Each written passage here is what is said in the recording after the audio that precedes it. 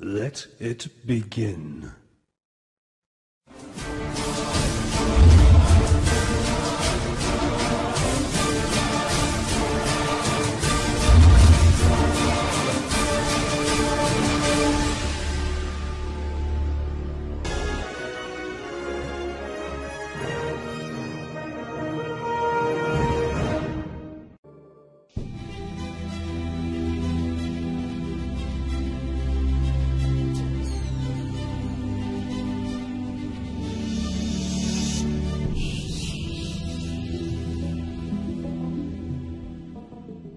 You're an atheist? I am definitely an atheist, yes. Now, why are you an atheist? Why am I an atheist? Because there is no God. Atheism assumes that you can disprove the existence of a God. Agnostic is a more correct term, but I'm an atheist. Are you an atheist? Yeah. I am an atheist, yeah. I am, yes. I am. So you're not an atheist? No. I'm not. So you're leaning that way because of evolution? Yeah. I don't believe in there's a guy in the sky that lives in the sky. You believe in evolution? Of course I do, yes. Live science says of Darwinian evolution, it can turn dinosaurs into birds, apes into humans, and amphibious mammals into whales. What Darwin showed in his work on evolution and natural selection is that we don't need to invoke any supernatural force or power to account for the development of life through time on Earth. The ongoing processes that are observable in today's world. Do you think it's a belief? I think it's just fact. I think more like facts. There is too much evidence to ignore. Do you think it's a belief? No, it's science. It's the way it happened. It's logical. You know, all the scientists pretty much agree with it. It's more of a fact. When did you start to believe? When I started to think for myself. When did you start believing?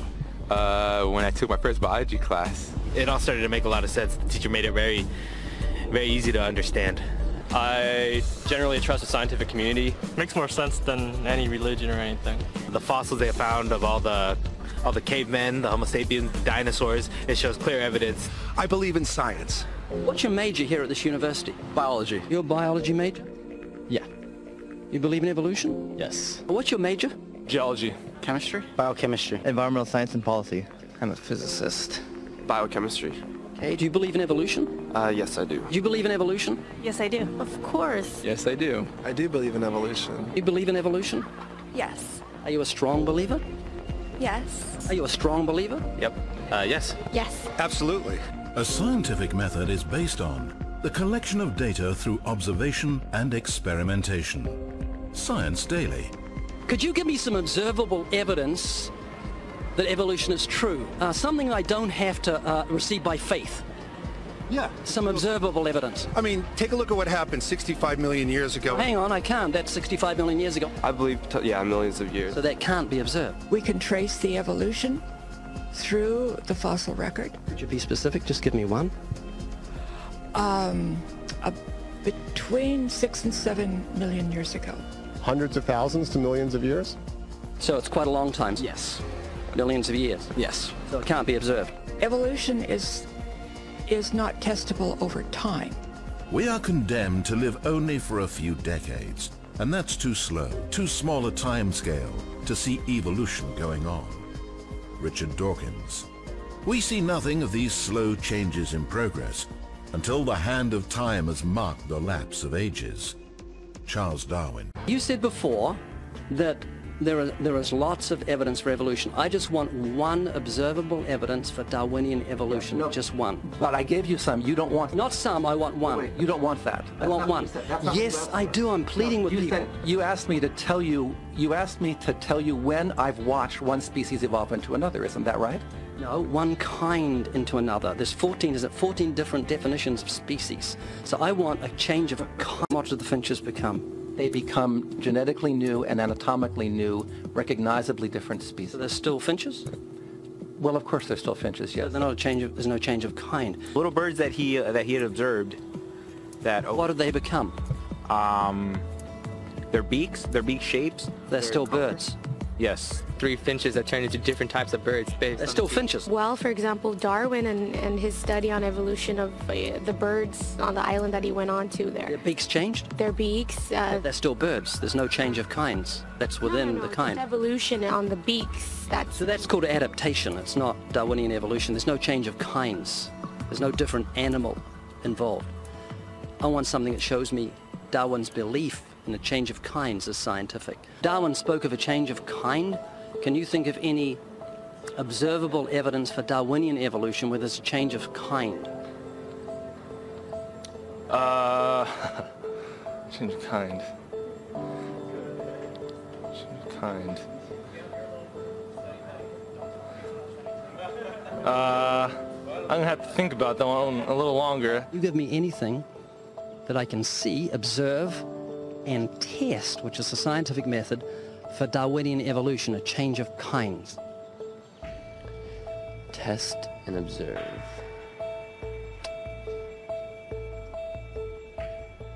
Could you give me observable evidence, which is the scientific method for Darwinian evolution, a change of kinds? Okay, I gotta think about it. So you want the evidence of it? I would say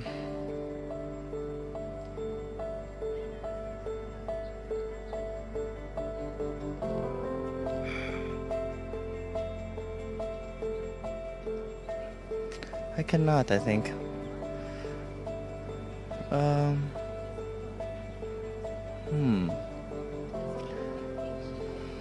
It's a hard question, actually.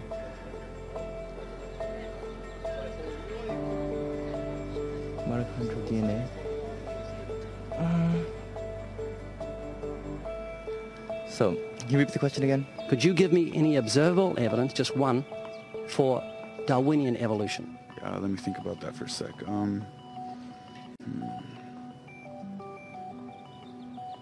Observable evidence, something where we don't have to exercise faith. Something that can be observed, like the scientific process, observable? That's a good question. That one I'm not quite sure. So you can't think of any observable evidence for evolution? No. How do you know it's true?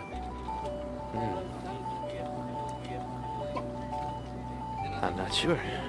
So Darwinian evolution is not observable, it's not scientific. I guess so. So it's unscientific, you can't prove it. It's scientific, actually. You could prove it. It could be proven, just... Do it for me. That's hard. That's just too broad of a... It's unobservable, that's why you need millions of years. Yes, exactly. You're trusting the biology majors and the biology professors know what they're talking about, and they can't even give me evidence of a change of kinds. Well, then there isn't one. If they don't give it, then I wouldn't say there was. I just go on what I've seen and what I've learned from class. So you believe? Yeah. You know what that's called? What? Blind faith. Blind faith. Faith is the great cop-out, the great excuse to evade the need to think and evaluate evidence. Richard Dawkins. Do you believe in intelligent design? Of course not. Do you think everything is intelligently designed? No, I don't believe that things are intelligently designed. Okay, you seem like an intelligent person, so I'm going to ask you something. I'd like you to make me a rose, okay? How would you make a rose? I don't have the capabilities to do that. Hang on. No, it's not intelligently designed, so you should be able to whip me up a rose real quick. Do you believe a rose is intelligently designed? Definitely not. In order for me to know what to make, I have to know what a rose is. Well, it's got a seed, so you've got to start with nothing and you've got to create a seed from nothing. Oh. Can you do that? No, I can't. Could you make a rose from nothing? No. Can't make something from nothing. It's just basic, science. A rose from nothing? A rose. Just like, I can't, honestly. Why not? Me, I have no supernatural abilities. All the geniuses in the world can't make a grain of sand from nothing. We don't know where to start. I can't. Why not? I don't have millions, billions of years. That would be physically impossible. I mean, I would have to, that's not possible. So how could you say everything's not intelligently designed? Where does that leave you on the scale of intelligence if you say everything's not intelligently designed and you can't even make a rose? Why do you think there's no one teaching intelligent design at UCLA? Because they're not allowed to. We can teach anything we want. There's a reason intelligent design isn't taught in our learning institutions. According to physicist Victor Stenger, The legal staff of Freedom from Religion Foundation, a church-state watchdog group, has had remarkable success in convincing many institutions, such as school boards and town councils, that they are breaking constitutional law when they sponsor sectarian activities. That includes intelligent design. When the authorities can't be convinced, Freedom from Religion Foundation sues, and it wins more often than not. There was nothing in the beginning, big explosion of nothing, it became something, and then it came into a rose, and giraffes and horses and cows. I'm not saying that that's what happened. I'm just saying I don't know what happened. That's what scientists have theorized has happened, and you believe them? To a point. So you've got faith? That is true, yeah. Could you give me a definition of vestigials? How's that back up evolution? Vestigial is like, I'm not a biologist, so I'm kind of fuzzy here, but it's like a remaining organ that is not used. Like, for instance, our appendix. Rabbits have huge appendix for digestion of grass. We still have a vestigial appendix organ. The appendix has no use? Which we can think of right now. Your coccyx bone, that was, many people regard that as the tail of the humans. The human tailbone is said to be vestigial. That is, it's an evolutionary leftover proving that we're related to primates. However, it's not a tailbone, it's the coccyx vertebrae. The tailbone derived its name because some people believe it's a leftover part from human evolution, though the notion that the tailbone serves no purpose is wrong. The coccyx is an extremely important source of attachment for tendons, ligaments, and muscles. Evolutionists also claim that the appendix is vestigial, but it's not. The appendix is actually part of the human immune system. According to Scientific American, for years, the appendix was credited with very little physiological function. We now know, however, that the appendix serves an important role in the fetus and in young adults. Among adult humans, the appendix is now thought to be involved primarily in the immune functions. I would consider myself an atheist, yeah. Can you think of any famous atheists? I believe Neil deGrasse Tyson. Neil deGrasse Tyson said, "I can't agree to the claims by atheists that I'm one of that community." Can you name a few? Famous atheists. Apparently not. Start with Isaac Newton. Isaac Newton said, "The most beautiful system of the sun, planets and comets could only proceed from the counsel and dominion of an intelligent and powerful being."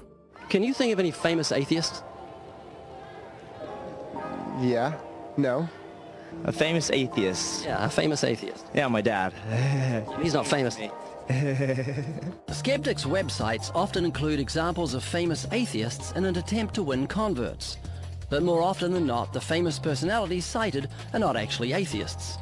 This is a popular atheist poster on which are Ernest Hemingway, Abraham Lincoln, Carl Sagan, Mark Twain, Thomas Jefferson, Benjamin Franklin, Albert Einstein, and Charles Darwin, along with the words, "Atheism, good enough for these idiots." Clearly, atheism is for intellectuals. But one moment, Abraham Lincoln wasn't an atheist. He said, "I know that the Lord is always on the side of the right, but it's my constant anxiety and prayer that I and this nation should be on the Lord's side." Neither was Carl Sagan. He clearly stated, "I am an agnostic." Mark Twain hated religion, but he certainly wasn't an atheist, saying, "None of us can be as great as God, but any of us can be as good." Benjamin Franklin said, "God governs in the affairs of men." You'll find Thomas Edison listed on Celebrity Atheists, on Positive Atheism, and other atheist websites, but he wasn't an atheist. He said, "There is a great directing head of people and things, a supreme being who looks after the destinies of the world." Thomas Jefferson said, "Say nothing of my religion. It is known to myself and my God alone." Albert Einstein rejected the Bible as the Word of God and said that the Creator was unknowable and that God, being personal, was childlike. He lamented, "In view of such harmony in the cosmos, which I, with my limited human understanding, am able to recognize, there are yet people who say there is no God. Well, what really makes me angry is that they quote me to support such views." He categorically said, "I am not an atheist," and when referring to those who deny the Creator, he used the term fanatical atheists. Charles Darwin said, "I have never been an atheist." So out of the 8 famous men on the poster, there is only one who was an atheist, Ernest Hemingway. According to his biographer, back in 1961, Hemingway, quote, pushed 2 shells into the 12-gauge Boss shotgun, put the end of the barrel into his mouth, pulled the trigger, and blew out his brains. There's your poster boy when it comes to atheism. Keep in mind that even though some of these men claim to believe in God, it doesn't necessarily mean that they're believers in the one true creator revealed in the scriptures, or that they're genuine Christians. However, when atheists use theists or agnostics to promote their godless agenda, they're being dishonest. Then again, coming from those who claim that morality is relative to each person, convenient dishonesty should not be a surprise. Do you believe in moral absolutes? No, I do not. Is rape wrong? Rape is wrong in our culture, yes. And it is rape always wrong? It depends on your beginnings. If you say that you have a respect for other human beings, then yes, rape is always wrong. So there are moral absolutes. Is rape absolutely wrong? In my opinion, it is. Who makes the rules? We do. So if Hitler made the rules and he had the majority... If Hitler made the rules, yes, we would be living in a society that Hitler would consider moral, but which I would not consider moral. Did Hitler put into practice survival of the fittest? No. What was he doing then? He was murdering people. That's survival of the fittest. That's not survival of the fittest. It is. It's the lion eating the antelope. No, there's much more to evolution than just this kind of crude kill and be killed model that you have in your head. But I have seen a quote from Richard Dawkins saying evolution in its rawest is incredibly cruel. It is. Yes. That was Hitler putting evolution into practice. That does not mean it was moral.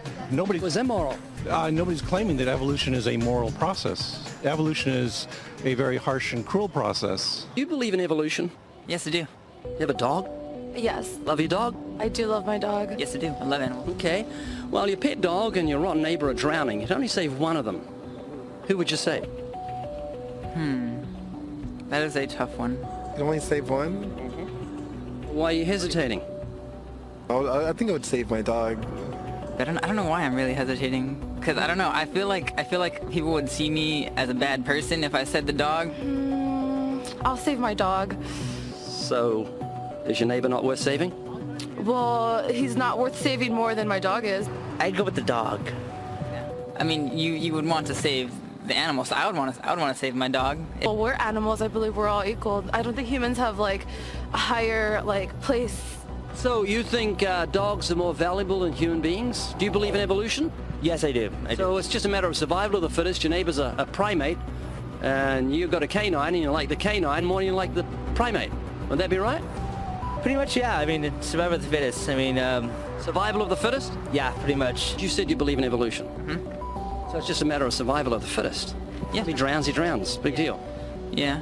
Oh, well, yeah, that is true. Are you an atheist? Yeah.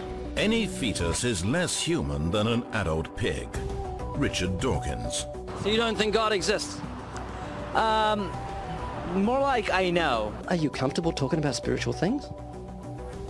I don't know much about them because they're not really capable of knowledge. Once we're dead, we stop that. How do you know? Because it's just what the facts are. Like if you stopped breathing right now, you'd be considered dead. Jacob, if you were a car and your motor got turned off, that'd be right. That's inanimate. But you're a living, biological human being with a life of God in you. We are a mechanical being because we have different parts that... Is there no life in you? Yes, there's life in me. That's your soul. Okay, can you handle some questions? They're pretty pointed questions. Sure. Are you a good person? Are you going to make it to heaven? I would like to think so. Do I think I'm a good person? Yeah. Are you a good person, morally? Yes, I am. Do you think you're a good person? Yes. I like to believe so, yeah. How many lies have you told in your whole life? I wouldn't be able to count. I don't know if I could remember. Can you be honest with me? Yeah. How many lies do you think you've told in your whole life? Oh, quite a few. Countless. Uncountable. What would you call me if I told lots of lies? Countless lies. You'd call me a liar, wouldn't you? Of course. What do you call someone who's told thousands of lies? A liar? So what are you? I'm a liar. Have you ever stolen something in your whole life, even if it's small? Yes, I have. Have you ever taken something belonging to someone else? Of course. Sure. Yes, I have. That's called theft. So what are you? A liar and a thief. I'm a liar and a thief. Have you ever used God's name?